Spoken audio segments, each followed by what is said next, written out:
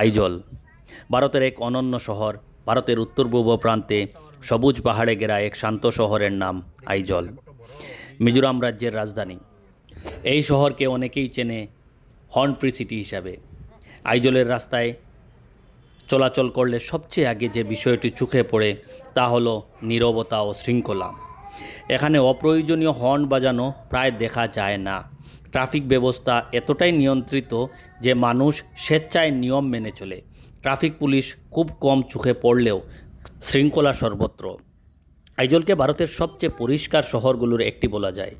রাস্তাঘাট, বাজার, আবাসিক এলাকা সব জায়গায় পরিচ্ছন্নতার প্রতি মানুষের দায়িত্ববোধ স্পষ্ট। এখানকার নাগরিকরা আবর্জনা আলাদা করে ফেলা, রাস্তা পরিষ্কার রাখা এসবকে সামাজিক দায়িত্ব হিসাবে দেখে। এই শহরের আরেকটি বড় শক্তি হলো এখানকার মানুষ। আইজলের জনগণ অত্যন্ত শিক্ষিত ও সচেতন। মিজোরাম ভারতের অন্যতম সর্বোচ্চ সাক্ষরতার রাজ্য, আর আইজলের সাক্ষরতার হার প্রায় 100% কাছাকাছি।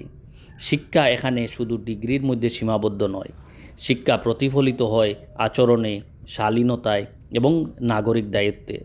আইজলের জনসংখ্যা তুলনামূলকভাবে কম, প্রায় কয়েক লক্ষ মাত্র, কিন্তু সামাজিক ঐক্য অত্যন্ত শক্তিশালী।